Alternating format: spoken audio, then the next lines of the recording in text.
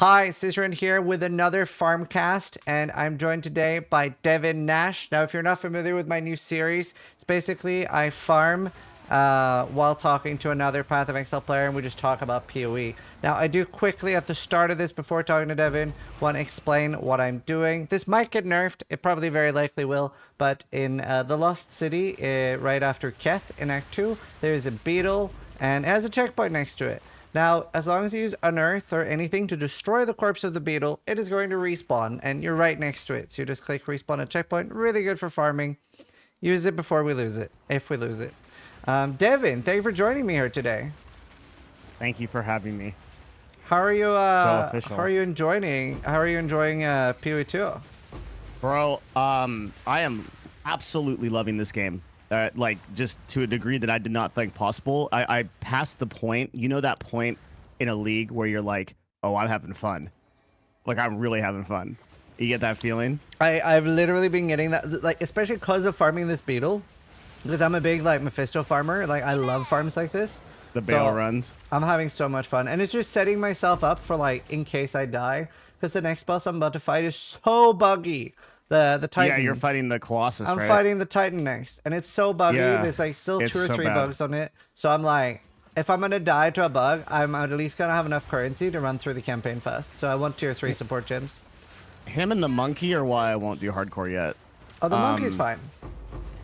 The monkey is not fine. There's It's nothing super fun fine. about that monkey. It's super fun. Like, Just stay super close to him and just, like, nothing. yeah, he says as he plays a minion build that it works from like 6 miles away. No, I stay on top of him. I literally go in all the way in a melee on him. All right, Elden Ring master over here. I'll show you when I get there. But I show me the really login wanted screen. this. I especially wanted to talk to you because you were so negative about PoE 2 before it came out. So I want to Yeah. talk a little bit about, like, was it the, like, main announcement that, like, started changing it, or, like, yeah, walk me through that. Well, what happened was when I got intro to the game, it was like a media intro, right? Because of my agency. Yeah. And so they slapped like a pre-gen character on me that was like a monk in like somewhere in Act 2. And, you know, he's like leveled, has like some items. And I think he's using like Killing Palm and like Rolling Thunder. And the game to me at the time, like when I was going through it, felt like I was like hitting a pack, using abilities, then going to another pack. I got a feeling of like a much slower paced game than what actually came out in release. Yeah.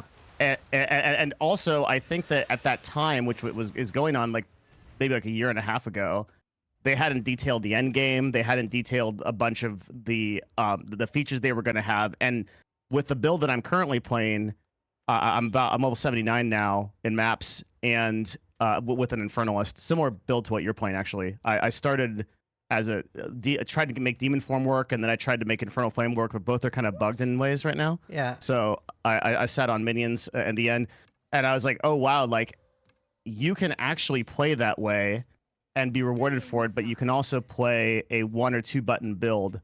Yep. Like with less complexity, and you can chill. Like you see Ben right now just slapping content on Gas Arrow, and that's basically a 2 button build. Yeah, no, like, they've, like, done a better job than I thought of making both viable for different reasons. And, like, you have some, like, fairly complicated builds where you're using multiple things and one-shotting things. So, like, I think that's decent. Yeah, so I guess I guess, like, I didn't realize in a way how dated, and for people that don't know, like, I'm a really devout Path of Exile 1 player. I've got over 6,000 hours. Actually, I should have opened with this. Can you introduce yourself to everybody? Because now everybody knows who is Devin Nash. Yeah, my name's Devin Nash. So I'm a part-time content creator. My full-time job is I own an agency. It's an agency that works with brands, does influencer marketing. So we do hundreds of ads across Twitch, YouTube. Not the ads that annoy you when they come up for Zizaran, but we do like sponsorship type ads. So when influencers like say, "Hey, this is sponsored by," like that's us a lot of the time. And when I'm not doing that agency, I'm playing Path of Exile a lot, and so I create a little bit of content about like marketing and business and stuff, but it's not my main focus. And so I have about 6,000 hours on Path of Exile 1, hardcore only. I'm trying to get to hardcore in Path of Exile 2, but kind of just waiting for a couple of things to. You know, I also want to kind of experience the game and like try a bunch of different builds before I. I'm just go saying, into, like, I'm playing hardcore right now. Yeah, I know. I mean, it's good for your content and stuff. Like for me though, I don't want to go like 30 hours offline and then I restart like a I don't 11-hour think it's good campaign. for my content, to be completely honest. I think it'd be It's working better for right Quinn. now. I think sure, but Quinn's different. I think it would be Different's a good better. word. I think it'd be better for me right now if I was like clearing the pinnacles and making videos about that. Like I'm in the Oh, campaign maybe. still. Yeah. But I love it. So I'm mostly doing this for me. Like as soon as that patch came in with the changes, I was like, I need to move to hardcore. Yeah, I actually really respect what Quinn's doing. Yeah, Just the sheer tenacity of getting to Act 2 over and over again and then dying and coming back. it is very impressive. It really is, man. The guy's got the patience of a saint. I could He's- not. Ooh, it's got a really nice ring. Yeah, I could not do that. I could not do that. Great story. As when I was going through the campaign, I was going through a bit more slowly than most of the streamers, including you, right? So the only person I could watch was Quinn because the guy dies so continuously that he's always behind me. So Holy it fuck. was effectively spoiler free. Holy fuck. That's funny as fuck. Yeah. That's very funny. Yeah, no, I mean it is hard on hardcore. Like I've actually died here. All of my hardcore runs has been here dying. Because it is very deadly. The Colossus. No, this beetle. The beetle kills you? Yeah. He seems like pretty chill. So like What's those he like do? tiny scarabs that come out, Yeah. they do shit tons of damage and block you in. A lot less now. So they made it a lot safer. And then I've died a few times by not paying attention to the purple crystal stuff because it's chaos damage and you don't have any. So if you're not paying Chaos attention, you Res is just so die. hard to get on this. I'm pretty sure the gameplay with Chaos Res is you've got to do the soul cores from Ultimatum. Yep. I But have in one. hardcore that has its own problems. Yeah, it does. Yeah. So it's a very difficult game on hardcore. It's really funny because I had a very similar experience to you. That the first time I tried Path of Exile 2, I was like, this is dog shit. I am so Yeah. happy they are keeping PoE1 when I found that out. Because like you have a 40-minute demo that I played and it's on a pre-made character. The skill tree auto-allocated for me. And I was like, this is not the game I enjoy. And it was just really difficult for me. Then I got to play it at the LA demo and it was way, way too hard. It was like 8 to 10 times harder than what we're playing now. Yeah. That's why Al That's Kaiser what I sounds played, like yeah. a victim when he talks about it. But like, I was like, that's fixable, and I doubted that they would release it in that stage, and like they didn't. It is a lot easier now, and obviously we've seen a lot of changes already. Loot is a lot better. We're getting more rares, more regals, more exalts, and it's actually possible to be res capped before getting to maps now, as it was not on launch. That was like very rough. So It- it's been really cool. I think that I probably would have been okay over the long term with the loot as it was before. I know that's kind of a hot take, but Yeah. I guess like either way is fine. And I think what they said in their recent patch, which was like we have to be really careful with balancing this because you can't like put that genie back in the bottle, That's true. is probably right.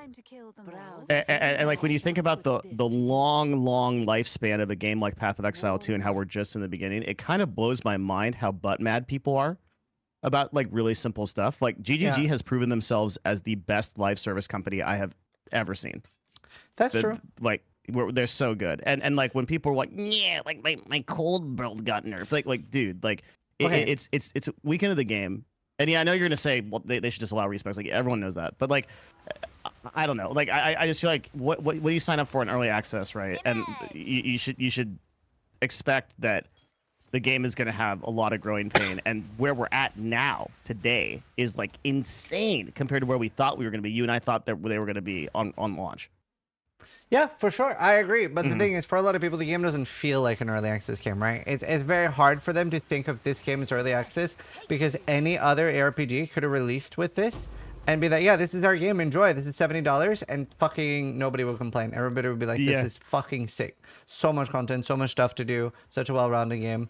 So it's hard for a lot of people to think of this as like, yeah, this is early access. And like, yeah, the respec cost is a big pain point, right? Because when it's so slow when it's like, for some people, like 3 to 4 days to get through the campaign. A lot of these people are still in the campaign, right? They may have been Right. like spending all their time, and like they're like finally excited to blast, and their build gets nerfed, and they don't have anything to do other than like, oh yeah, play any build, dude. Sorry, unlucky. Well, and see, two things. Like, one is like, to the point of the live service thing. Just mark my words, right? This podcast will be out on YouTube, but at the time of that person probably listens to this, they will have fixed that. They'll come out with a patch say we were listening to people, and like we're gonna make respect, like Ben's been saying, respect should be about a fifth of the cost. I'll also say, like, now that I'm in T10s, T11s, like I just respect from full energy shield. I was running like 4K energy shield to mind over matter as just my defensive layer, and it was like a 30 or 40 point respec, barely like a tenth of my total net worth. Like it did, like once you start farming gold with a decent amount of rarity in maps, respecs become way easier. That's not a justification. I'm not saying don't put it in, like because still like you said, there's a lot of people who are still early in the campaigns and such like that. But you start like to the point where I'm not really sure what the gold sync is supposed to be. I think gambling maybe. Yeah. At the when you're in like T10 plus, I'm not sure. Well, so I don't think there's supposed to be a gold sync. It's supposed to be, well, I guess the auction house. Like doing bulk sale stuff on the auction house will cost a lot of gold. Huh. But I don't also, even use the auction. Yeah, I But don't maybe. know. It's gambling. It's got to be gambling. It's gambling, But but I there's also not don't even a think there's gambling that guy. much. So from what they when they said about it, they said that gold is mostly early game mechanic, mostly early really? game mechanic, and that's fine, I think. Like the only problem there is that it might be too easy for bots to do auction house stuff if like gold is super plentiful at the end game. But we'll see. I'm not too worried either way. But yeah, I'm super happy too. Like I'm vibing. Like right now, the only things that I'm pretty confident I would like to see a change on is respec costs, being able to socket runes, like overwrite runes, like that is crazy to me that we can't. Oh, and ascending is a little cracked. I actually am totally fine with the ascension thing, and I'll tell you why. I think that the ascension, just aside from like the bugs, like you physically can't ascend on that, like because you can't go up the elevator. That's the problem. Yeah, like you can't ascend the elevator, so you can't ascend at all. Yeah, that's a problem. But like I think that there's a marked difference between the game design decisions of Ascension in Path of Exile 1 and 2. And in 2, they want Ascension to be a real achievement. When you kill the boss of like Sanctum 3, you get your third Ascension points. It's not just like, oh, I ran lab, like I survived. It's like I had to think about this. I had to really plan my character, and I built myself up over several days to get a meaningful power increase. And that's something I feel like is lost in gaming today. Yeah, the only thing I'm very worried about is have you seen like what you need to do to get your Uber Ascendancy, like your 7th and 8th point? Yeah. I've run it. I mean, I'm on full Ascendancies. Yeah. Oh, wow. Yeah. Okay. So I did my third one, and yeah, it's hard as hell. It took me like 2 days straight of planning and building my character to do it, and it's really difficult. You mean your 4th one, right? Yeah, like whatever the max one is. I ran Sanctum 3, and then I ran the Ultimatum Trial 10, and for the Trial Master. Sorry, I don't know if this is a spoiler. Can you? I don't want to spoil story stuff first. No, it's fine. It's fine. I've made like videos about how to ascend and stuff. That's crazy. That's awesome. Yeah. So like, I mostly meant like the Sanctum 4. I haven't actually seen how the Trial Master fight is. Maybe that's easier. Sanctum is the easiest way to go, I think. The problem with Ultimatum is that you can get so many mods that break your build and like or break the entire run, and they're things you don't expect. Like I ran it and then I bricked myself because I selected like bloody tethers, and it was like, oh, like they lock onto you and they slow you a little bit, and I was like, oh, that doesn't sound too bad. It just completely freezes you for like 20 seconds, and you're like, okay, like it's not like very clear until you run a bunch of Ultimatum, like how difficult it is. Yeah. So like Sanctum overall is like a lot easier, and a lot of people again. So this goes to preparation, right? What you've got to do if you want to win in Sanctum is you've got to stack honor resistance. You've got to build a ton of it, and people like go into Sanctum and they're like, oh, I died. Why am I not ascending? But like I put like 2 of my like big bottles have like 35% honor res each. The scroll has like 30% ish, and then the other ones have like 18 to 20 with like boss damage. and I bought them off the market. I just whoop them because whooping's like busted on the league. Like, dude, oh man, it's so crazy buying stuff on this league. Because like when we play hardcore trade, like there's maybe There's like nothing. 10 of us. Yeah. And like with 100,000 people online or whatever it is, like you just put anything live and you're like, oh, I want this, and like for 1xl it's up if you can snipe it, like no problem. I just like bought. So how much currency and stuff do you have? What's that? How much currency and stuff do you have? I think right now I have like 30-ish exalts. I can go back to my hideout and check. One sec. Let's see. I probably go through about like 20-25 exalts a day, like not crazy. Yeah. I think the top end items right now are like, yeah, so 72 regals, 135 augs, 71 transmutes, 14 vols, 0 divine orbs, although I have one in ritual that I'm deferring. Oh, nice. Yeah, I don't know if you know this, but divine orbs can actually like work as blessed orbs now too. Like they do the implicit. I didn't understand what divine orbs did. That's really cool.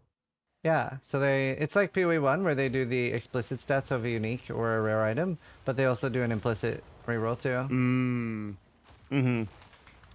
Oh, you know another change I want? One change I'd like. What do you think about this? Making it so that support gems are ubiquitous across different skills, not exclusive. Oh, that you can use multiple? I would like to use Feeding Frenzy in 2 minion slots if I wanted to, or Minion Mastery or something. I don't know if this is a good decision, but I feel like I kind of want it. I mean, you can do Gemling Legionnaire for that, right? I know a lot of people want that, but I think the logic behind that is that they can give us more power by assuming that it's not, right? I think that's like what they've gone for. So if you could use it infinitely, then they would have been less powerful. Oh, I see what you're saying. Okay. And maybe once they add gems and stuff like that, it becomes like... Yeah, that's the thing. We're missing so many gems right now. We're going to have so many more gems. Because I'm 5-linking so many things now that I don't like... I'm putting like weird shit. Like I don't even know like what to put in my guys, you know? Yeah. Yeah, so it's kind of odd. But yeah, I guess that probably gets solved with more gems. So on my minion summoner, I definitely like... I have so many gems more than on my warrior. On my warrior, I just had so many things that was like empty, and I was like, man, I wish I had support gems here, like on my totem build. I just didn't really have anything to put in. And I'm like, okay, well, this kind of just sucks. But it's not the same experience on this build. See, our conversation started this debate in the chat about the lab, and I think that this is the kind of point that I hope that people start thinking about is like, if the people that have real problems with Path of Exile 2 seem to be people that are in the mindset that PoE 1 is like the pinnacle of like what this genre can be, and they're coming and they want to import all of their thoughts from PoE 1 onto PoE 2. And it's like, if Grinding Gear Games was going to make a game that was like that, why would they just not have... They just would have continued Path of Exile 1. Like, Path of Exile 2 is supposed to be a marked difference. Yeah, a new game. And I think that one of the monikers of that new game is a feeling of difficulty and like deliberate effort that has to be put into things like Ascendancies. That is uncommon in gaming right now, and it is stuff that they definitely want choices to matter a lot more. Not just choices though, but they want gameplay to actually be grueling, to be slow, and for at the end of it to be like for me, when I beat the 3rd Ascendancy, there's a boss at the end. I lost 2 times. I lost 2 Dijimbaras trying to kill it, and like at the I had like down to one of those classic like PoE things where I had it down to like 5%, and it killed me with 1,000 honor. It one-shot me, and I was so upset. Like hit my keyboard, and then like I realized like at that moment I'm like, damn, I have not like been this invested in a game in so long. And then like when I came back and finally killed it, like a day later, it was so rewarding. That's the kind of like, so people that are like, I was so surprised. Like you go to the Path of Exile 1 Reddit, and the people that are upset there, like compared to the Path of Exile 2 Reddit, it's like a totally different like universe. Yeah. But all of them are upset over this thing. Like, and I think it's just like, if they were to get what they wanted, speed it up, like make it way easier. Like they're just leaving all those rewards on the table and not without even knowing it. To be fair, I think there will be a subset of people that will always just be unhappy with PoE 2 because it's not Sure, what they yeah. want, and they want PoE 1. But the way I look at it is like they already have PoE 1. It's not going away. Like we're gonna have a new league in February. I'm really excited for it. Like there are definitely things I like about PoE 1 too, so I'm super excited to play PoE 1 again. But like Oh, yeah. I get both. So like this is just more stuff for me. So I'm vibing super hard. Do you think they'll have trouble like with PoE 2 success maintaining live service across both games? I don't, because the majority of the people working there is like so many of the things is like art, level generation, stuff like that. Like to actually make new leagues and stuff seems to, from what they've all like been saying on podcasts and stuff, seems to take a lot less people. Like they did say like PoE for a long time has been maintained by like 3 to 5 people for like 2 years. Isn't that crazy? Yeah. And like those were some of my favorite leagues. So it's not like it was bad quality stuff or like unenjoyable stuff. Good point. Yeah, Crucible was 1 guy, right? And then Settlers of Calgar was 3 or 4 guys. I mean, and Crucible girls. was shit, so I don't know what happened there. Yeah. I just got a Rise of the Phoenix. That's so cool. Oh yeah, I got one of those. Those are cool. Yeah. Yeah, the dude like like point, but your point's really good. Like they can make more with less, and they're really good at doing that. Yeah. Yeah. So I'm not super worried, and I think we aren't going to have the RuneScape situation where you have like RS3 being like a worse game, because they aren't launching at the same time, right? They're going to be like, it's going to be a month and a half or 2 months, 3 months, whatever between them. So I think it'll just end up being really perfect. Cool. Yeah, I'm here for it. I mean, it's great for you because you have turned in, like, there's that really awkward period of time for Path of Exile content creators that are like, what now? When you're like two months into a league, and you're like, guess I'll do a Baldur's Gate 3 playthrough or something. Yeah, now I'll just be Right. full ARPG mode for the rest of my life until whenever I can. like. Yeah. I Yeah. mean, because that's to say nothing of like something like Last Epoch or Yeah, exactly. I don't. Those are the only ARPGs that exist. There are no other ARPGs as far as I'm concerned. So, you know, I actually really enjoyed playing for Don't a few say it. days on the expansion of D4. I Stop did. it. Stop it. I'm gonna I end this did. call. Who are you? Jesus. It was fun for a few days. Even still enjoyed God. it. Dude, I've like I've made so many bad investments, man. I've lost so many hundreds of thousands of dollars on investments over the years, whether it be stupid cryptocurrency or businesses or something like that. And somehow, I swear to you, the biggest regret of my life is the $90 I spent on Diablo 4. just Oh, fuck. That is so funny. like that out of is- everything that I've done, man. Holy fuck. I'm like, I wake up in like a cold sweat at like 3 a.m. I'm like, oh God, I can't get that money back. That is the best lead up I've heard. Holy. It's so bad. That's Oh, so funny. I could never go back to that game. Well, I mean, now you don't have to anymore. I don't have to. No.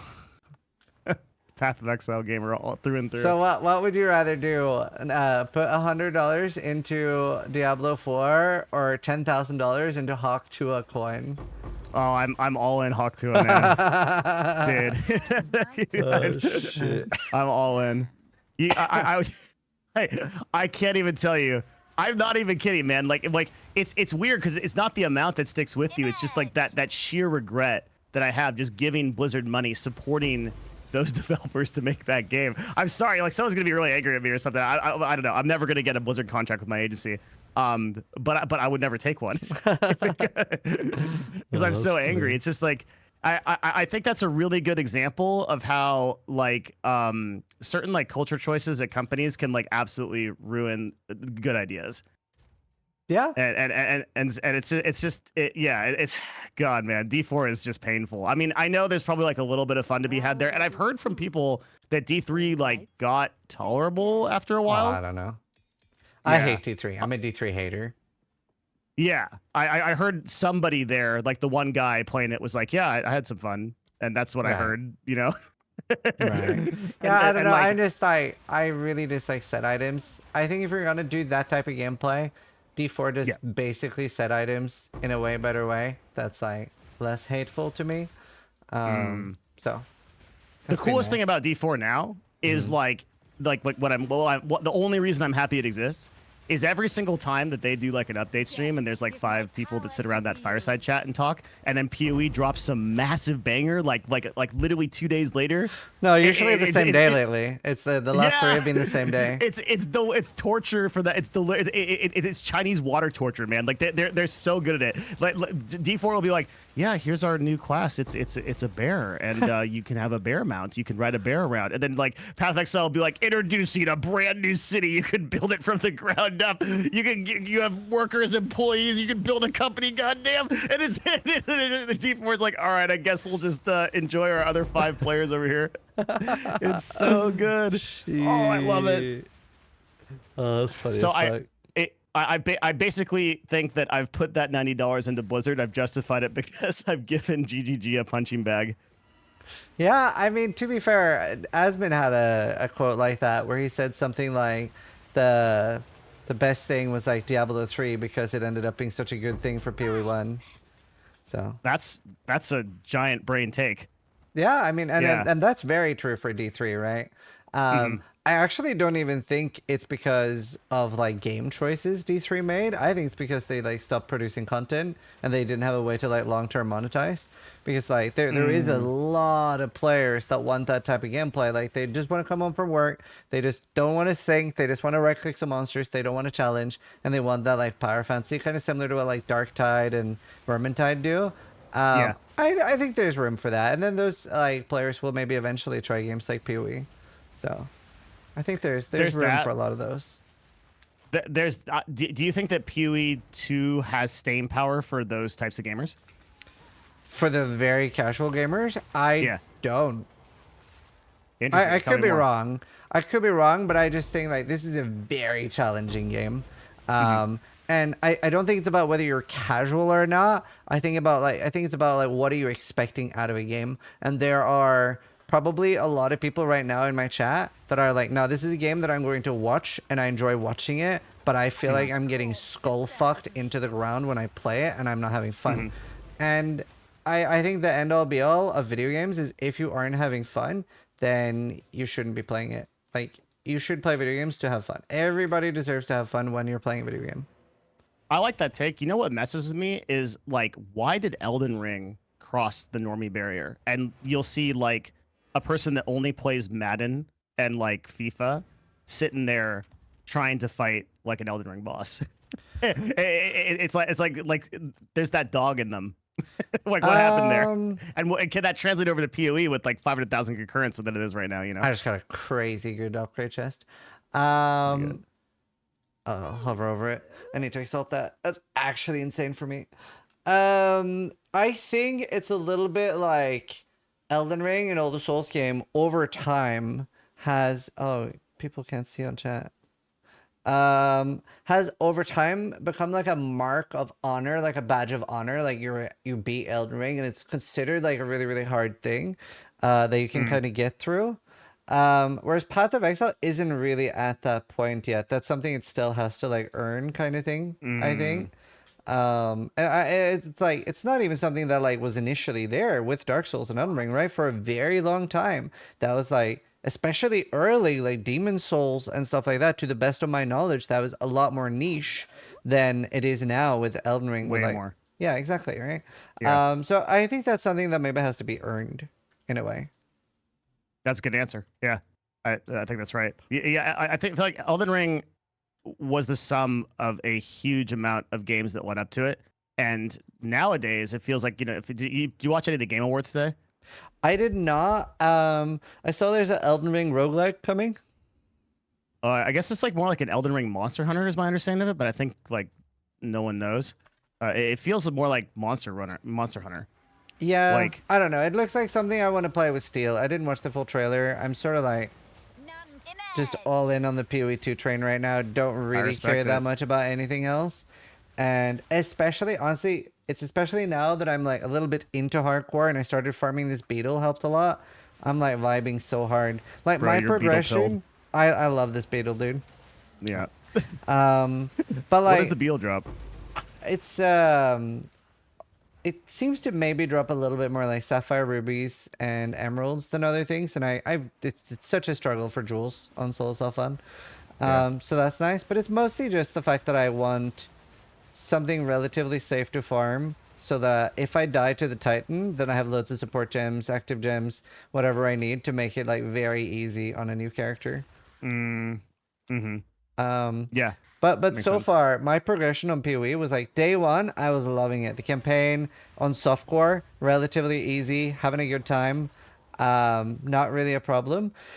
And then I got to maps, and obviously like the gear drops and resist and everything on day one was so bad. So I got to maps with like Yeah. 7 lightning res, and I'm like, oh my god, this Ooh. fucking sucks. I see lightning, I fucking die. I'm one shot, and I'm out of the map. Right? There's no portals. You're just gone, and I'm like, Yeah. I'm fucking miserable. But I didn't really want to make like instantly a video like, guys, GGD, I'm not having a good time. Please fix it. I didn't really Yeah. want to do that instantly because I was like, well, I want to give this an honest shot and like see like, is this just skill issue? Am I being a bitch here? Like, what is it? So I waited a few, and I also wanted to see like, is GGD going to post something or do something? And they Yeah. very quickly they actually did more than I was expecting, faster than I was expecting. Same. Same. Yeah. Um, so that was for me. That really set the tone of the game. I also wasn't expecting this many nerfs. I feel bad for people.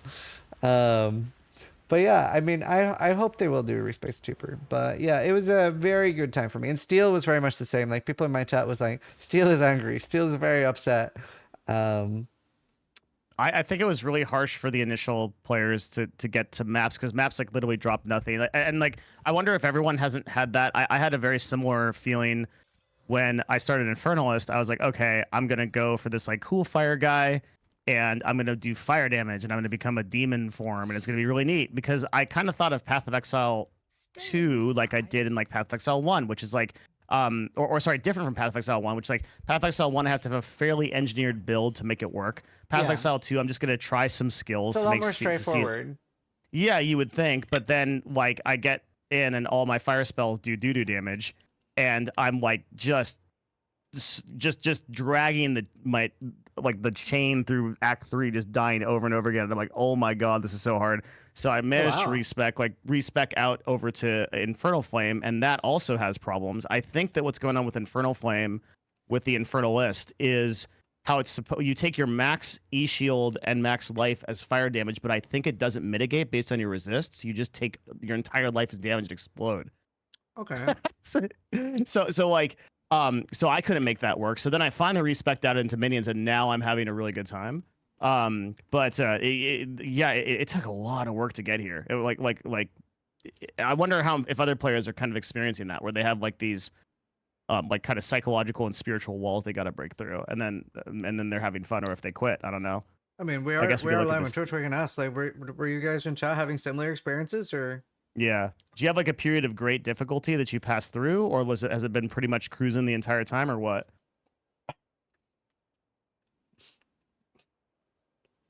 Gas cloud enjoyers were just like nuking everything. Everything. Yeah.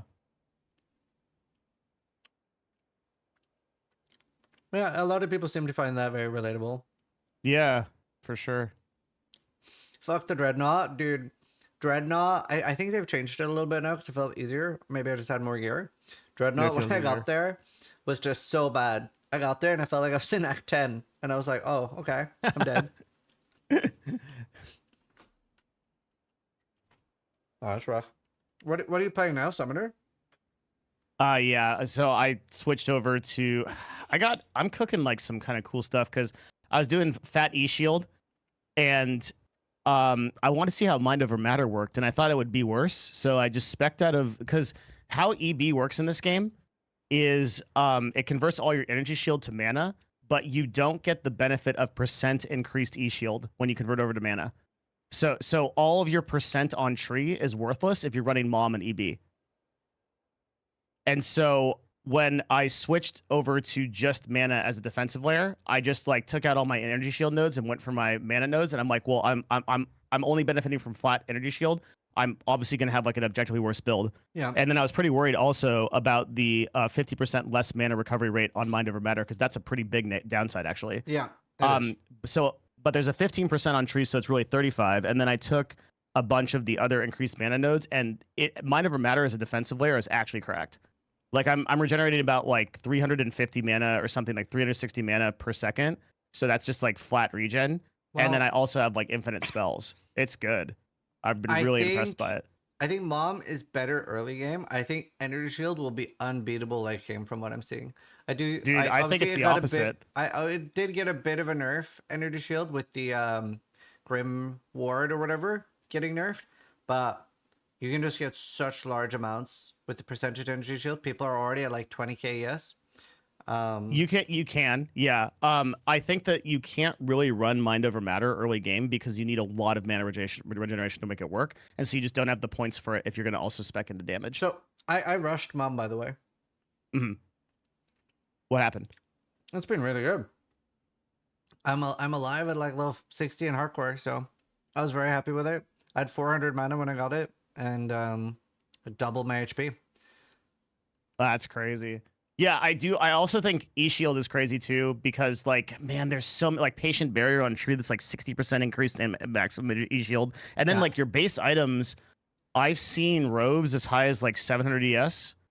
And there's shields that are like 400 and hats and then there's stuff on Tree like you can get 70% increased flat E Shield on helmets.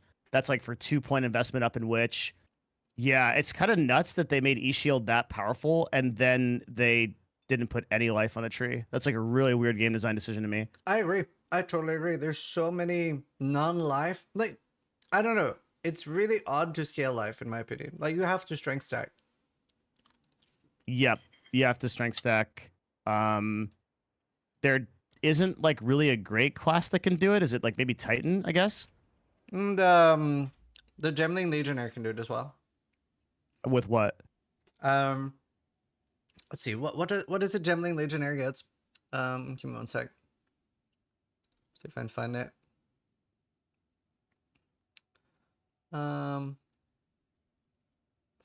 It gets double stats or something, I think. Where is Gemling Legionnaire? There, Ascendancy tree.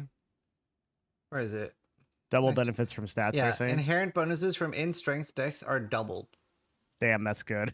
Yeah. Oh my god. So Yeah, I'm that's gonna be so playing good. that on hardcore. Hell yeah. I'll be here for that. That sounds fantastic.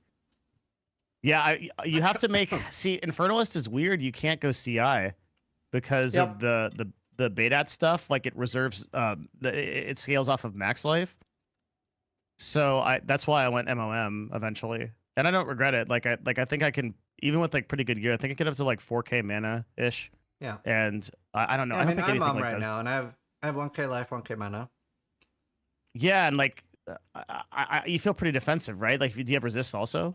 Oh yeah, I'm res cap. Yeah, I've been so res cap I'm since in Act like 2. I'm like in tier like 12, 13-ish maps. Like I feel really good. I haven't died in 2 days.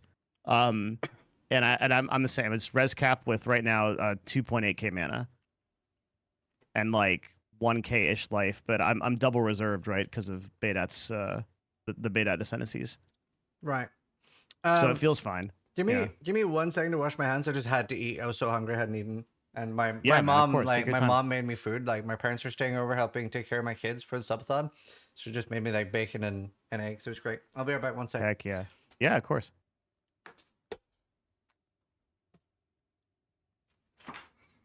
How y'all doing? Enjoying the conversation? What's good?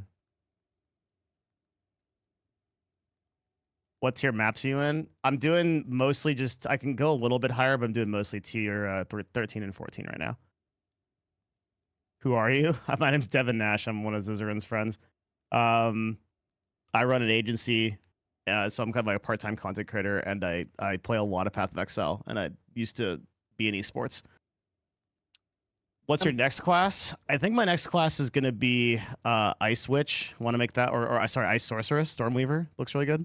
Oh, nice. Yeah, people are really happy with their ice builds right now. I think you should do cast on freeze. People are very happy with that right now. Oh yeah. Oh yeah. You know, I'm gonna give you another hot take. None can all of the nerfs are fine. Like every single one of them is totally fine. Oh, I agree. And like people like read. Like, here's a perfect example. So I was in a call with a friend, and I run SRS, right? And he's like, your build's like getting directly nerfed. Like you're screwed. And I'm like, oh, okay. And then I read it, and it's like, it doesn't even affect like your SRS or minion build. And like I read the Twitter comments, everybody's just like rip minion build. It doesn't affect minions at all. It just affects cast on like GGG's design decisions. Like, oh, we don't want like low level elements to trigger stuff over and over again. Like you see Young Roan's build, like the guy's like walking through maps, firing literally millions of fireballs, and people are like, oh. I'm gonna roll that, and they roll that up to like level 30, and then they're like, "What? It got nerfed? I hate this game." Like, dude, the guy's casting a trillion fireballs. What did you think is gonna happen? The majority of the aggression there is again from the respec cost, though. To be fair.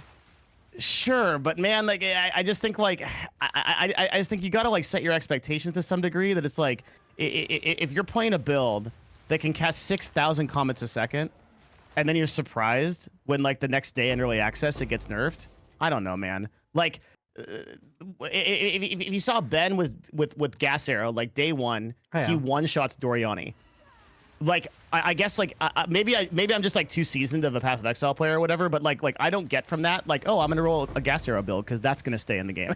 Everything that's been nerfed, I think, has been very easy to tell was going to get nerfed for the most That's what part. I'm saying. That's what I'm saying. Yeah, and again, I'm down for the respect cost. You know, but.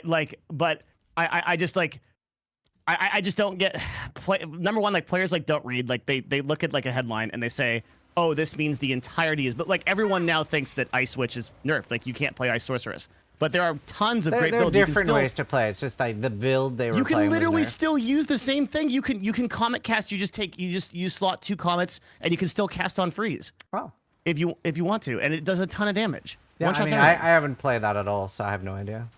Yeah, I don't know. Well, the Jung stuff was really funny to me because so obviously they did 2 nerfs. They first missed the build Jung was playing. So they nerfed the ice build, and Jung is like, holy shit, my build didn't get nerfed. It's like my build is very clearly an obvious bug. Like I don't know how they didn't nerf this. This is so crazy. Like I was expecting to get nerfed. Then they nerf it, and he tweets on Twitter like, what the fuck, GGG? Like why'd you nerf it? Can we get a warning sometime? And then Tai posted like this with like the clip of him saying like, I can't believe they didn't nerf this very obvious bug. That was so funny. He knows what he's doing. Yeah. Dude, he knows. Like, he knows what he's doing. He knows what he's doing. Young Road is actually unironically like such a good build creator. Like as much of a troll as he is, like he actually does like cook up some really good stuff. Oh, yeah. He's like if Mathel like fell to the dark side and became a Sith. You know, like that's funny. I like that. Yeah, I'm down. I'm down with it. But like, yeah, I'm like obviously like he's not taking it like too seriously. It's whatever. Like it's his full-time job to roll builds. He doesn't mind like spending another 30 hours. It's harsh for people that are like. But I guess like I don't know. I have a hard time having sympathy for the guy that's and you know they're out there. Okay, the guy that's watching Ben sees him gas arrow Doriani down in one shot. It's like I'm gonna play gas arrow Ranger, and that same guy is on Reddit like 2 days later when it gets nerfed. Like GGG doesn't respect us. Like what? Like dude, like you saw that one shot at endgame boss. Like what did you think was gonna happen? Right? Like to be fair, the gas arrow is now like 2 shots at endgame boss. So yeah, at still least insane. GGG didn't like kill that build. The other like the frost stuff, like for a lot of people, like especially initially, where if people aren't able to like make it work, it'll be really frustrating. Like they'll log in, see that their build just like doesn't do anything, and they're like, nah, I'm logging out. I don't know. I think that if you're a Deadeye and you've got a first of all, like you said, you don't even have to respec out of gas arrow. It's still super. Ben's playing it right now in T16s. Yeah, but like the cast on freeze thing is not like a huge respec. You can still go into Cold Witch and focus Comet. You can focus like you can focus freezing shards. There's still like a lot of build direction to go from there. I guess I just don't. I guess people are just babies. Maybe I don't know. Maybe I'm gonna catch a lot of heat for this. Like whatever. But like it just feels. I understand like people have jobs and they need. I have a full-time job. Like it sucks. Yeah. And I agree that respect costs like should be mitigated, but I think that a lot of the people that are upset either one, didn't actually play the build and are upset on behalf of the people they think that did and never met these people, or they literally were on a Young Roan stream and were like, oh, I'm gonna roll that. That's OP. They got to level 30. It got nerfed like it obviously was going to, and now they're complaining about it. And it's hard. I I think that's also easier to say when like if your build hasn't been directly affected. I don't give a shit.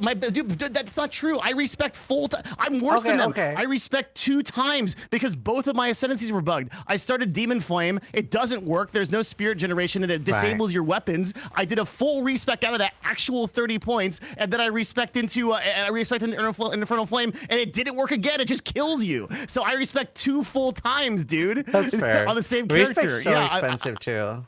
I'm living it. Yeah, it cost me like 200K the first time, and then and then like 350K because it scales with level the second time. Like my second rebuild, I had to, and then I'm doing Ascendancy points too, and Ascendancy points are like 50,000 a point. Wow, that's crazy. Yeah, it's like crazy, expensive. Man. So like it's not that high. It's like let me see. It's like 40,000 a point or something like that. Yeah. So I'm not just saying like I'm not just like cruising on a build. Like I had to do this twice, but still I think it's fine. Like I farm my gold. Like dude, right now I'm sitting at like in this map right now I'm sitting at 535,000 gold. Yeah. I could do a full respec like 2 more times at level 79. Like it's fine. I do think a lot of the people complaining were probably not even done with the campaign yet, and then gold is a lot harder to farm. They're probably not even playing the game. They're part of those. They're part of those. Like how many of those freaking nerds on the Path of Exile 1 subreddit are just still there? They quit in Harbinger and they're still perpetually bitching about this game because it's all they have to do all day. Okay, there are definitely people like that, but I do think a lot of people were just like unhappy that their build got hacked to pieces. Cry me a river, dude. It's 2024. Get a life. I don't know. I'm dying on this hill, dude. I'm tired of these bitchers. Gonna ruin my fucking game. Path of Exile 2 is actually a really good game, and there's just a bunch of these whiny baby people that contribute nothing that are just like want to shit on it or make it into something it isn't. Like let grinding your games have the vision, okay, and let's see where it goes. That's my take. Damn, that was a hot take.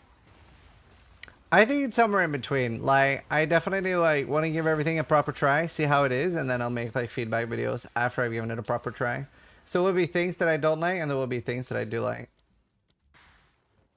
Yeah, that's human nature. But overall, I mean, like, I trust you to have like a really.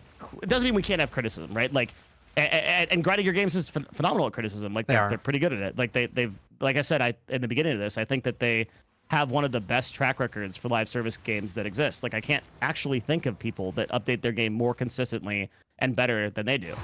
And I've not liked plenty of leagues, right? Yeah. But there's like a difference between like the constructive criticism that you bring to the table and just like the kind of rhetoric that's like literally unplayable, actually terrible, can't believe, and you know, it's just like this guy's on Act 1, he can't get through the witch boss, he can't get through the door to the tutorial town because he's that bad at the game, and he thinks that's grinding your game's problem. You know, it's just, I don't know, like, yeah. Well, so is there anything in game right now that you would change, that you're like, this needs to change? You know, I just don't.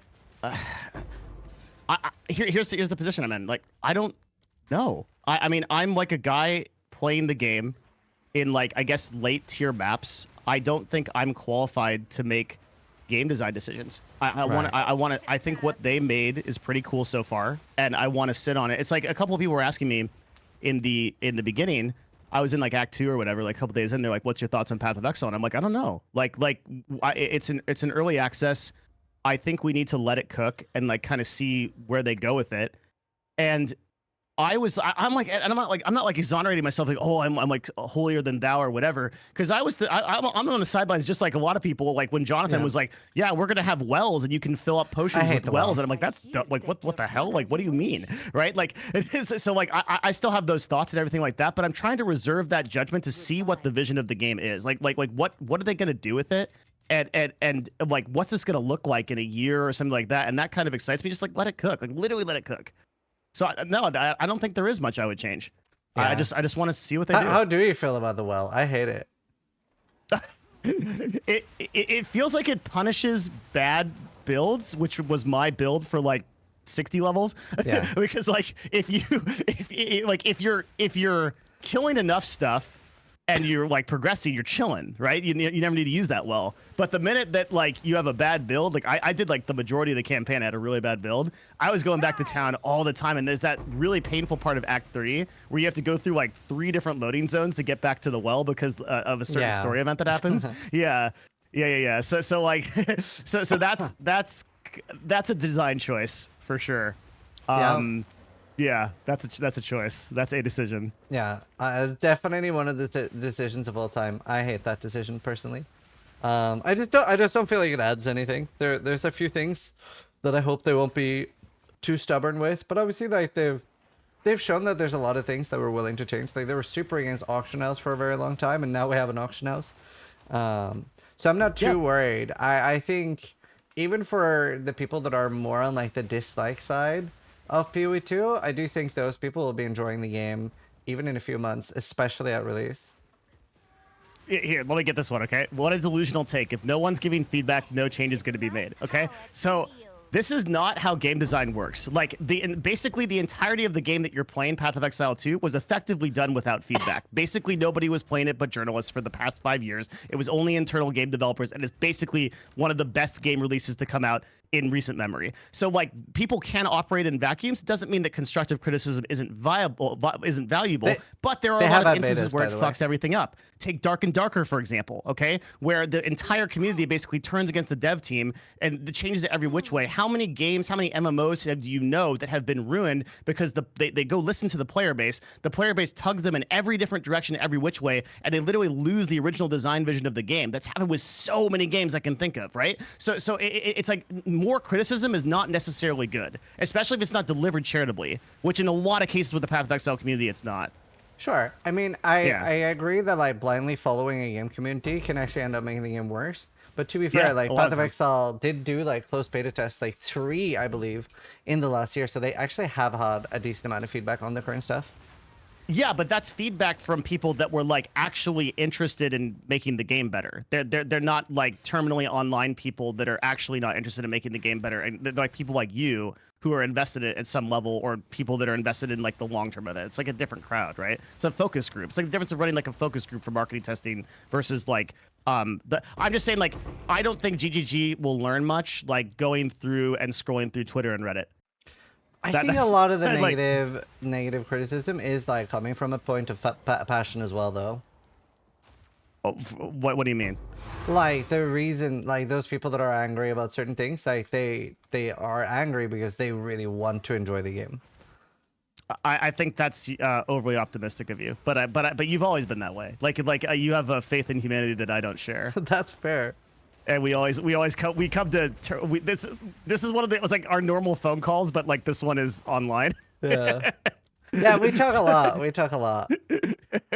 And look, like I don't think you should change that. Like I think you should keep that mentality. I guess just like, dude, like working in the influencer world, I'm just like so surprised at it. It's so rare that the motivation of a person is like genuine and charitable. Like there are people like you out there that are like, I just want to see this game succeed. I want it to be better, and I want it to like grow. But I don't think the majority of criticism coming in for the game right now is oriented that direction and is charitable, especially considering it's early access. I think that is a little bit jaded by the type of people you've had to deal with like influencers and stuff like that. It's entirely possible. Yeah, like I do think it is a lot more charitable than you would think. Like a lot of people are just frustrated. Yeah, a lot of people are very, very frustrated. I think like the respect cost alone would change everything, in my opinion. Yeah, because then they're like, okay, well, I'll just make something else work.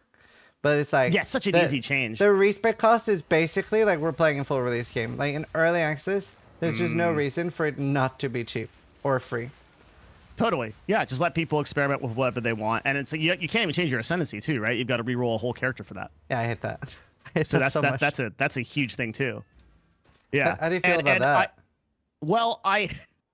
I understand from a market. I'm not going to apologize for everything GGG does, right? Like, and I'll even go a step further than that. You are a fellow EVE Online player. Yep.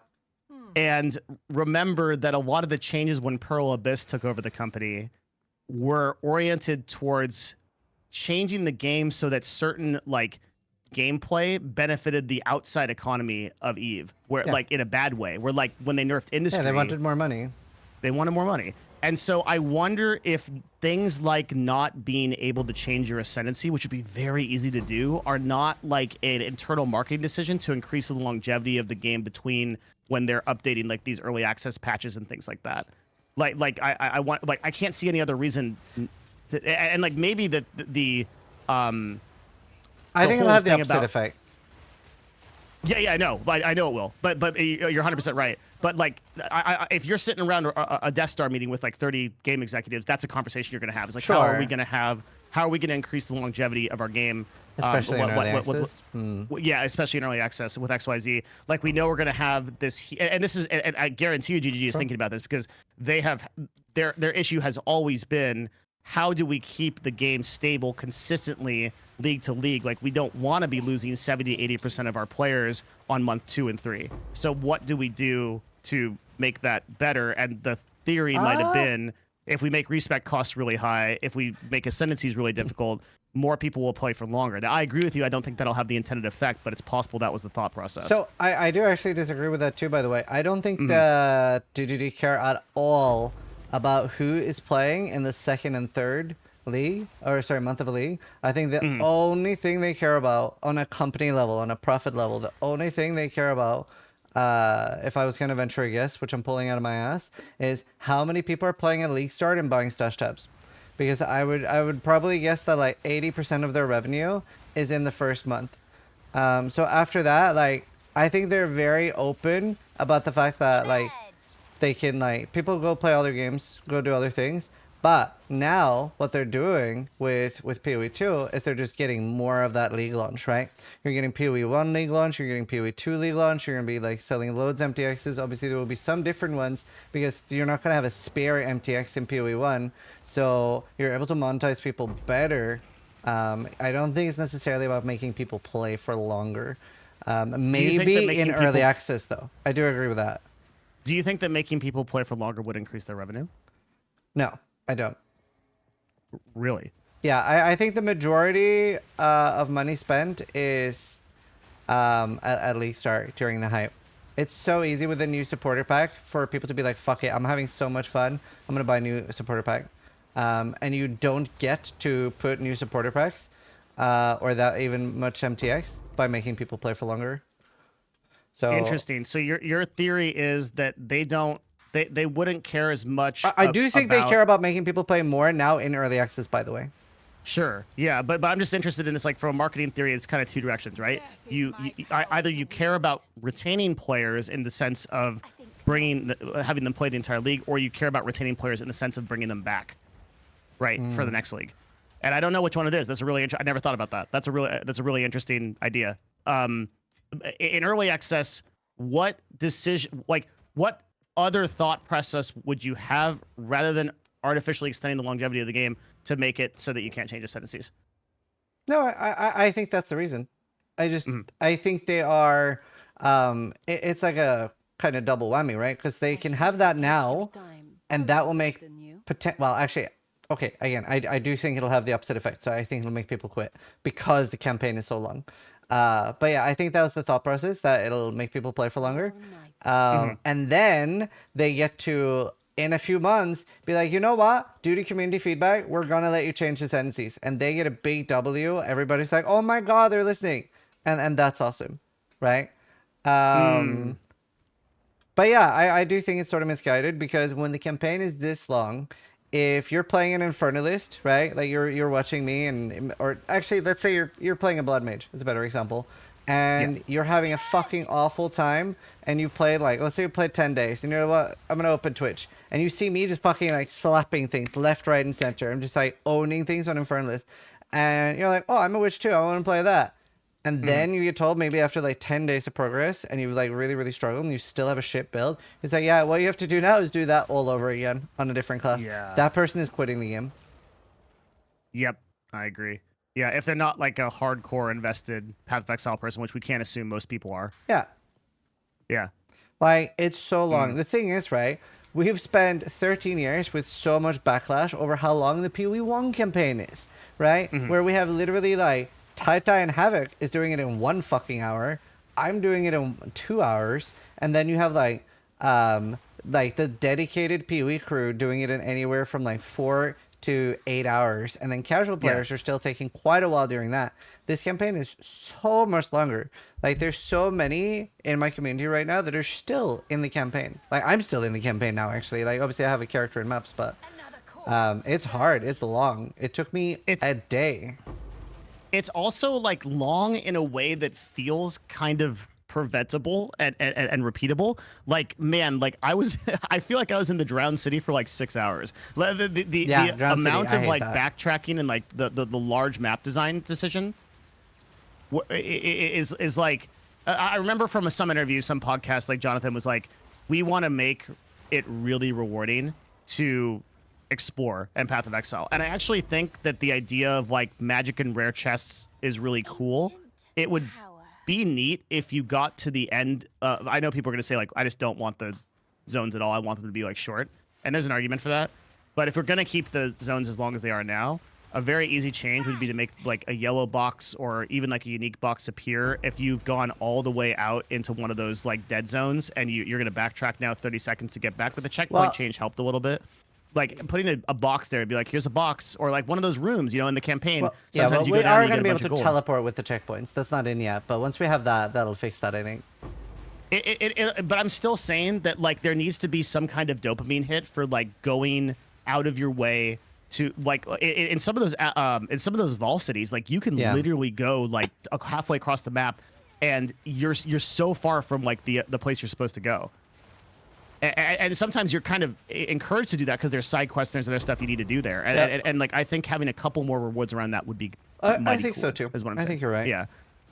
Yeah, especially since it seems to be in design with the vision where like, you know, they want to actually incentivize exploring.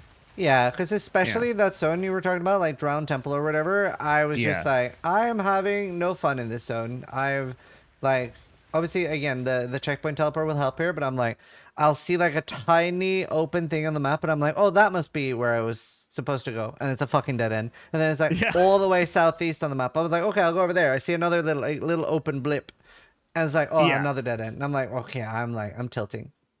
It also assumes that like these zones are intended to be as they are. And like a year from now, maybe there's like mechanics to do in them. Maybe there's like more of those like little rooms you can go into. One of the things that's kind of exciting about Path of Exile 2 is that there's so many ways to like fundamentally modify the game that you couldn't do before in PoE 1. Yeah. Like Chronomancer, for example. So like maybe they'll like implement things in those zones to do, and it will be more of like a living and breathing world. That'd be really neat. Yeah, I think that could be interesting. I definitely I'm if we're worried gonna live about in mapping. the campaign, because like this is half the campaign, right? They're gonna do 6 acts. Yeah, it will probably be, I would assume, especially I think they said Act 6 is shorter. Or maybe there's 7 acts and the 7th one is really short. I can't remember now. Good Lord. If it's even 40% longer, they're gonna have to make the campaign I think it'll be shorter. So interesting. I think it'll be shorter. Wait, shorter overall? I think it'll be shorter than what it is now. How's that possible? Well, a few things, right? We are going to get stronger over time. There will be power creep, no matter what. We're definitely not going to get weaker than what we are right now. Let's say that Act 6 is like like right now, right? Act 2 and 3 are very long. What if Act 4, 5, and 6 are all shorter than that? But what if they're longer? I mean, I could just as easily say that, right? I definitely remember hearing them say something about like one act is really short. Okay, and the other thing is like we're gonna get more powerful over time. Like the issue there too is that isn't what speeds up the campaign for Path of Exile 1, and you're like crazy, man. Like I don't know how you do it. I've got 6,000 hours in this game. It still takes me like 6 to 7 hours to get through Path of Exile 1 campaign on hardcore. Like, but a huge part. Like I've talked to Tai about this and stuff like that. Like a huge part of like what makes the campaign faster is travel skills, movement speed, like optimization and stuff like that. They seem to be restricting movement speed a lot in this game. Like outside of like Deadeye, you get 30% and like you live with it, right? Like I was talking on to boots, best Steelmage case. while eating before going on stream today. Mhm. And he said, like, it's so slow. I wish movement speed was an implicit on boots instead. And I was like, oh, that Ooh. actually would be so nice. I totally agree with that. It's been so hard to find MS boots. I actually think that's such a nice change, and it really makes sense. It makes so much sense. I think that'd be great, I don't personally. know how I feel about so I think that movement speed is one of the so I was running Sanctum and I got Hairfoot, that 40% movement speed Yeah, increase, yeah, so I got yeah. like and I got 30% boots, and I was like, Zoom and if I think about the difference between Path of Exile 2 and Path of Exile 1 in like one word, it's movement. And like both with like rolling and like directional WASD. I feel like as soon as you let that cat out of the bag, you have a lot of weird stuff to deal with. Like, let's say you do give everybody 100% movement speed, or like boots become implicit and there's a bonus, so everybody's at like 60 or 70%. Even double what we are at now changes every boss mechanic. A lot of bosses are like designed around sort of like slower pace type of stuff. It feels to me that it was a super deliberate design decision to make the game this slow. oh yeah, 100%. Because they want everything to feel more impactful, and it does. Like, Yeah. skills and everything feel a lot more impactful because of this. So I definitely see that it's been beneficial too.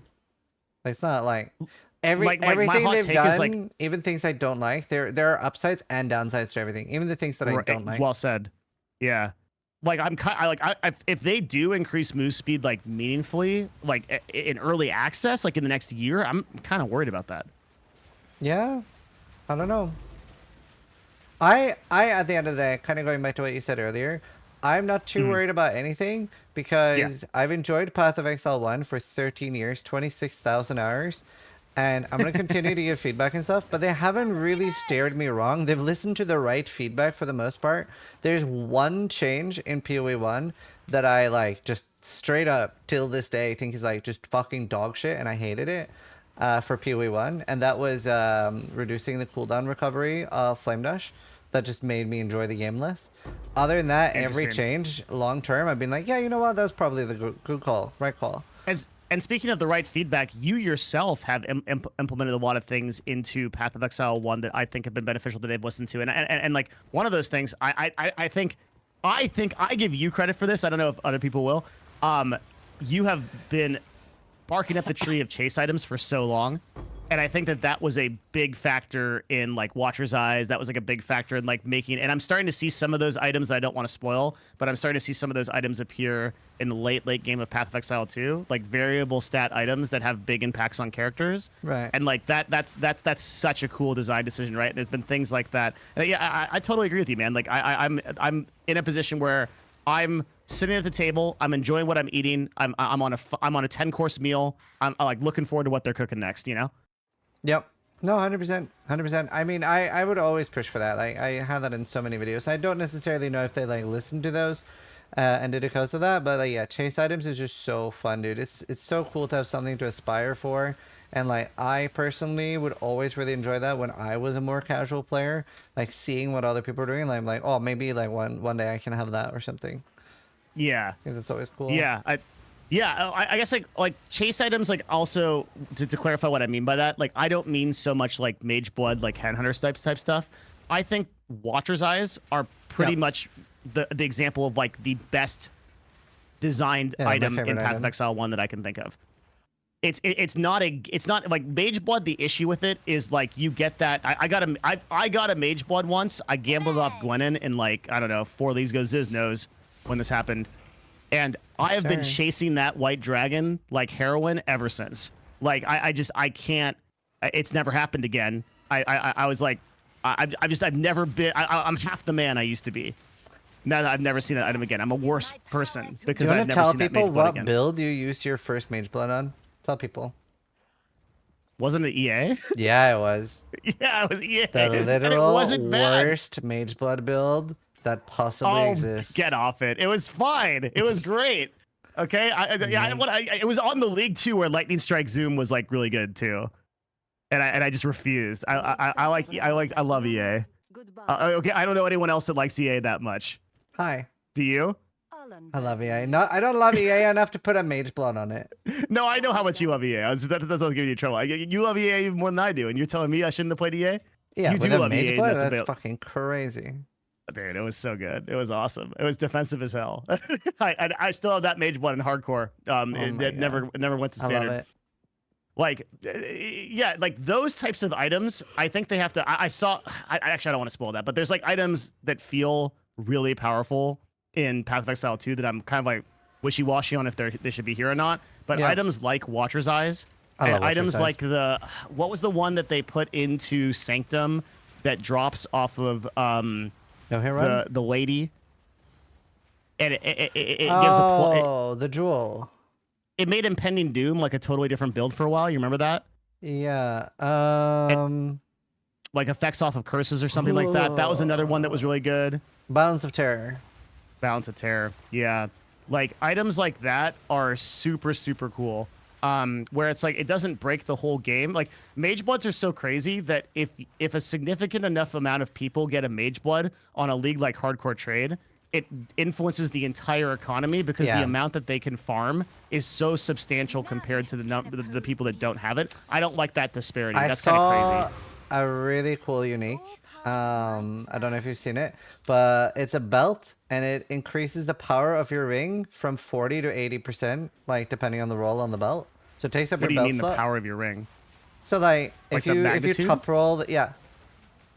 So like if you had 50% resist, you get 50% more. You have like 80% more. What? Yeah. Mm-hmm. Whoa. Yeah. That's crazy. And you Okay. have 2 rings, so it's really cool. It affects both? Yeah, it affects both your rings. So I don't know. Maybe there's some really cool interaction with uniques too. I mean, I think it's very decided that they put 80% and not up to 100% because 100% would make some unique rings just absolute busted. Yeah, I don't want to see uniques that like. This is a hardcore trade take, so like I don't know how it influences softcore. People can tell me. Maybe it influences softcore that way too. And maybe there's like a reason to have mage blood type items on softcore, so people have like a reason to keep playing. But at least in HC trade, what would end up happening is like 5 or 6 of a certain guild of people would get like mage bloods together, and then they'd start price fixing the entire trade website. And like you have so many problems because they would just rush these items that put the character power. It felt like a Korean MMO, like Throne and Liberty or something, where like somebody like basically pays to win because a lot of these people RMT to varying degrees. Right. That's like something I think nobody ever talks about in Path of Exile, but like it happens a lot. And they grab these items. They have a huge power disparity. And then they fix the whole market and everything's fucked. Like it's like that's like I don't want to see that happen in Path of Exile too.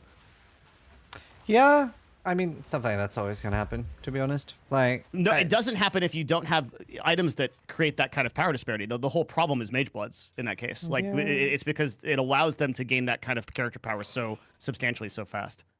I'm rolling Archmage. Why? Look at that fucking wand. God. Let's go. Fuck. Was that off the ground? That was vision crafting. That was a scroll of identification. Dude, that's a ludicrous item. That's the best item I've seen so far. Yeah, that's insane. Insane. Wow. Literally everything is good. Here, is anyone playing softcore? Like, what would that be worth on softcore? Oh, I'm actually maybe rolling Archmage next. 100x weapon. Yeah, that's like 50. Real talk, that would sell for like 50 to 80 exalts, like right now. 350 at least. Okay, maybe not 350. I don't think so. Maybe. Yeah, I think it's 50 to 80 exalts. Yo, like, unironically, that looks mirror worthy to me. I'm in the market for like +4, +5 scepters for minions. Yeah. And that's like it's like maybe even go for 80 to 100. Yeah. That's so like cool. Like at highest. It's good, dude. That's an incredible. Dude, I love like this is my I've talked about this a lot and I've tried to explain it several times, but this is my favorite time to play a game because I don't know. Like I'm a noob and it feels so good. It's so great. Like, okay, obviously I realize this is still a good item, but like my favorite time to play a game is when you're basically lying about the game because you don't know. Like, do you remember that time when like you've just started playing PoE and you could swear that you rode over a 6th thing? It can't happen, but you could swear. Like that's my favorite time when you're that new. And obviously like as PoE 1 players, we wouldn't ever fully get that feeling in PoE 2. But like that's like when you're so new, like the newer you are to a game, like that's wonderful. I love the feeling of getting an item like that and see what you see. That's good item design. What just happened there was you're like you're in a whole different universe. Your world like 30 minutes ago was I'm gonna farm the shit out of this beetle. And I'm gonna and I'm gonna like chill here, and then I'm gonna go fight that Colossus, hopefully not die. And now your mindset is like, I might play an Archmage because like that one item that you got enabled a whole nother like timeline for you. Like that's so no, cool. I, Like, I 100% agree, 100%. Because this is my least favorite thing about Diablo 4 because this can't happen in Diablo 4, and I'm very sad about that because. Like, even when I'm, like, leveling a character to 100, if it's a sword, I am never, ever realistically going to find a good barbarian item that makes me go like, oh, I want to do this barbarian build, right? So you can have this in Last Epoch, which, by the way, Last Epoch has smart loot, and you can still have this. That's, like, very surprising to me. Yeah, it's such a wonderful PoE feeling. I feel great now. That is ultimately why D4 failed, is because it fails to make your character feel meaningful and powerful as you progress. Sure. Like that was the most depressing thing about Diablo 4 to me, was I was like, okay, I'm level 1. I'm now level 75. I feel weaker than I did at level 1. And it's so infantizing. It's like we're gonna like if the minions just scale like to as powerful as I am or worse, like what's the point of any everything? I was like, I was in like niche level depression, dude. Like I was like, what are you talking about? Like, what am I even doing with my life? What is the purpose of it? Why am I here? It's so bad. And I mean, I really need, actually PoE2 does this slightly worse than PoE 1, but I really like when you're able to over farm a zone and get a large amount of power. In PoE 1, they do that a little bit better because like gems scale a lot and like you can overlevel gems by leveling. And you can't do that in PoE 2 to the same degree unless you buy gems off other people or you've already had a character. So on your first character, like no matter what, like just by farming one zone. Actually, somebody suggested you should be able to 3-to-1 gems to get to the next level. That solves that entire problem. Actually, is a really good suggestion in my opinion. Because you know what? Sorry, go ahead. Yeah, like you should, in my opinion, be able to farm a zone to get stronger, and like you still can do that in PoE 2, but to a way lower degree than in PoE 1. You know, I can't use a level 19 skill gem that I want to use because the int requirement is so high, and the requirement for a level 19 skill gem is level 84. Oh wow! So it's not like in PoE 1 where you can just equip a level 20 skill gem. And actually, going back to something we talked about like an hour ago, I think the design thinking around that might be because they want those levels to feel more impactful. So there's a lot of restrictions. Like a level 19 gem for Skeletal Arsonist takes 191 int to equip and level 84. Oh, that's crazy. Also, I just got a crazy, Widow Hail, bro. Which was one of the uniques I wanted. You got a Widow Hail?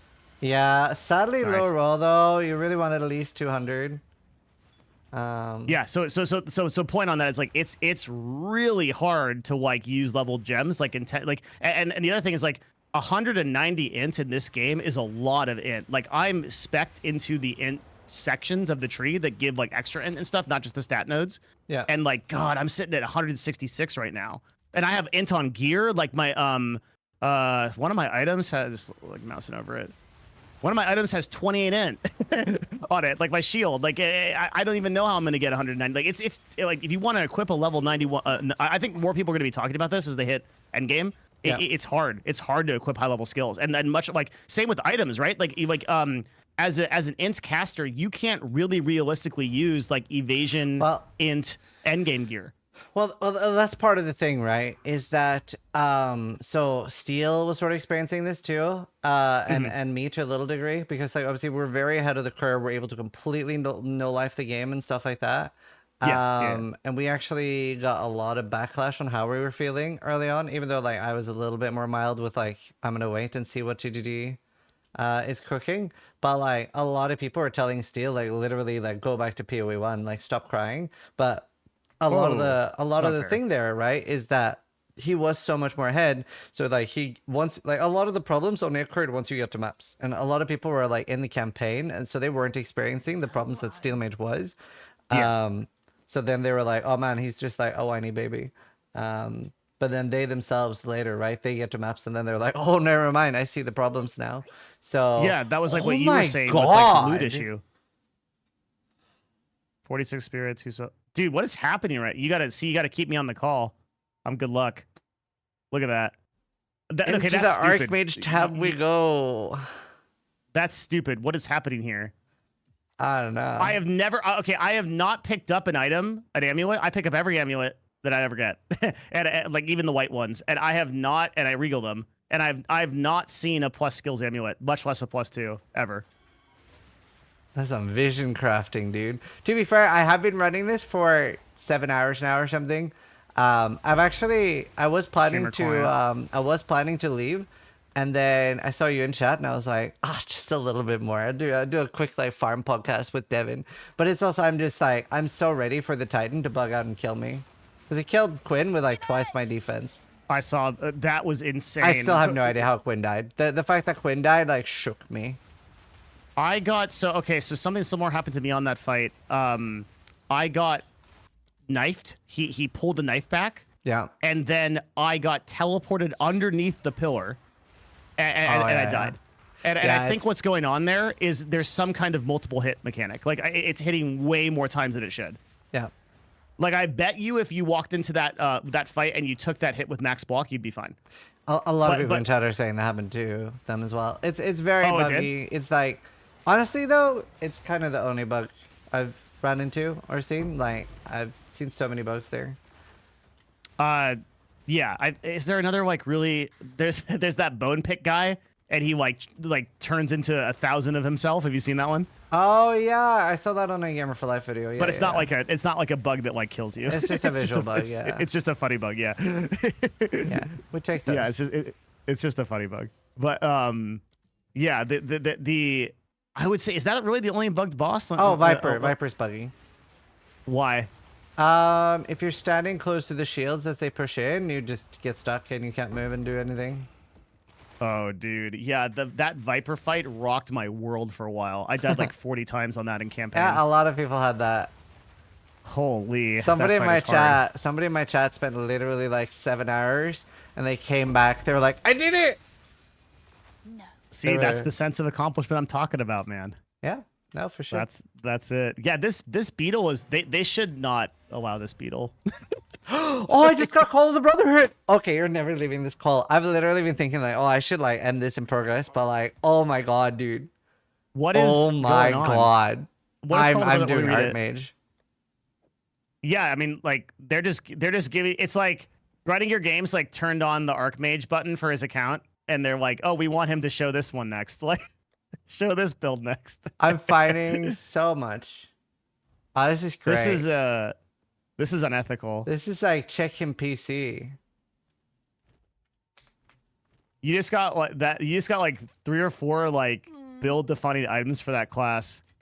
Yeah. Are you not disenchanting? No, I'm not. I have 31 regals and 41 exalted orbs. I only have 360k gold.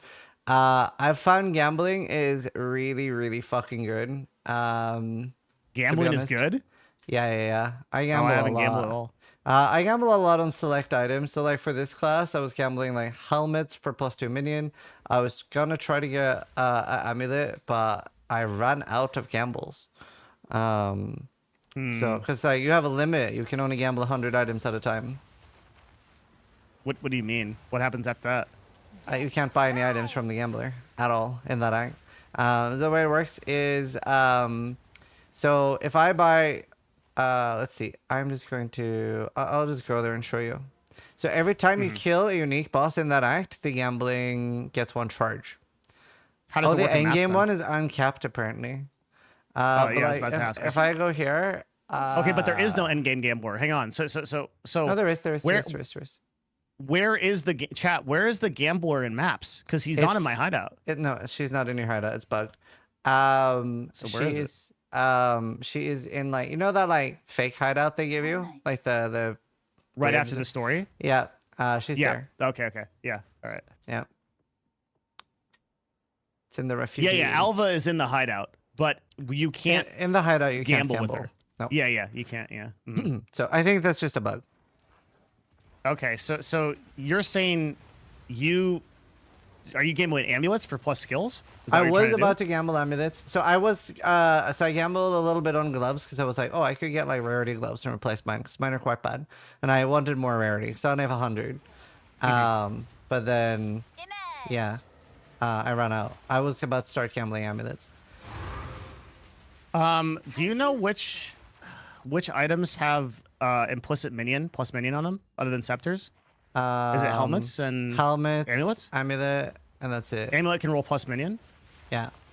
Okay, I should Can gamble sadly roll amulets too plus then. 2 spell, which does not work for minion. Yeah, I know. Yeah. Kinda Does it work sad. for SRS? SRS No, spell? even plus fire doesn't work for SRS, which is weird. I don't know if that's intentional. That would be kind of insane because you could roll a scepter with +5, and then you could roll a fire with +5 and get +10 specters. That sounds outrageous. I guess. So, yeah. But the specters don't do the majority of my damage. Surprisingly. Oh, people are saying apparently fire does work. Yeah, no, like my my arsonist is like all my damage. Yeah, same. Yeah, arsonists are I crazy. tried So like it's- doing runs without my SRS and I don't even notice it at all, not even remotely. Yeah. Damn, that's outrageous. Well, Yeah, like, huh? Okay, maybe I'll gamba ambulance then because I need I'd like a better I'd like a minion amulet. yeah, you should do. Also, I should get you on my friends this thing game. What's your character yeah. name? Devin Nash. Pog. You get your name? I know you want your name. Sort of. I don't have it yet. Somebody's holding it for me. I'm gonna do it through like the support. Oh, Just like yeah. somebody has the name, so I'm gonna get that person to email support and I'll email support and get them to transfer it just as there's no risk of somebody else taking it. 'Cause Yeah, they that makes sense. They do that. Because you can't do it offline. No, I'm subathoning now, so I don't wanna just don't wanna risk it. You got But a yeah. cool setup though, like your wife playing during the night, and like I love what you're doing. It's cool. It's so nice, dude. It's And so she's nice. good. She's a And, good like, streamer, actually. She's a natural streamer, and my parents are here. Like they're like not just taking care of the kids; they're like helping us too. So like, I wake up and like today there was like chicken and bacon, and then I wake up, so I wake up, heat that up, and then when they wake up later, they make me more bacon. So I'm just sitting here gaming and eating bacon. Like life could not get better. I might die. Yeah, this is pretty legit. yeah. That's pretty amazing.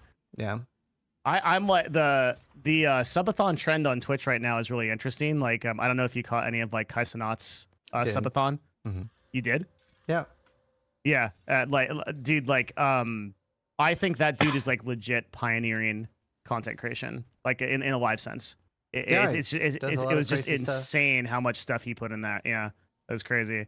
So I love to see it. This is like, dude, PoE people are eating so good right now. Like there's so many creators on. Like the community is like never been more alive. Like everybody talking about the game. It just feels amazing to be a PoE player right now. Yeah, and I mean, not everybody knows this, but like Devin has given me so much advice over the years. I would not be in the position I am now without him, I think. Like, yeah, it's been pretty crazy. I'm like 6th most sub channel on Twitch now. It's fucking wild. You deserve every bit of it, man. You really do. Well, I appreciate all the help. I mean, I don't know if I've really helped you as much as you think, but That's great. My full-time thing when I'm like doing my actual job and I'm looking at so much influencer data and stuff like that, so I try to share the stuff I find with you, you know. Yeah, I appreciate it. Yeah, and you know what's really funny? I had this thought with AI getting so crazy, it's going to hit video first. That there might actually be like an arbitrage in streaming. Like there might actually be an opportunity in streaming because AI is going to hit video so hard on YouTube in the next like 6 to 12 months. Right. That like that content creators are actually going to kind of be strangled by the amount of AI competition there's going to be, and that's not going to hit streaming for a long time. So it's kind of interesting to think that like maybe we go full circle. And streaming actually might be so many AI YouTube shorts, dude, because I like flicking down through things like that. And it's just so stupid. Crazy. And the comments are like, this is crazy. And I'm like, this is AI. Yeah. But like soon I won't even be able to tell. You won't know, dude, the stuff we're seeing, man. So we're aggregating about 170,000 videos a day. and we're transcribing those videos, we're identifying them, and we're putting them into different categories for our database. And this is the database that we provide to brands to make better advertising decisions. That's the amount crazy. of AI influencers that we're seeing on YouTube and Instagram is out of this world. Like, I've seen a trend that nobody believes, but in like 6 to 12 months, like, YouTube will have a serious problem. Once Sora and Huion get like off the ground, and a lot of people are using them to generate video, I don't know what we're gonna do as content creators on YouTube. Yeah. The craziest thing is that, like, YouTube doesn't have a really great way of identifying AI video yet. Yeah. So it's gonna get like, really weird. I was like switching through YouTube videos, and I see this fucking big ass owl, and I'm like, I'm just woken up, and I'm like, that's a huge owl, and I'm like, that's not real. And I look at the comments, and it's like, oh yeah, that's definitely not real.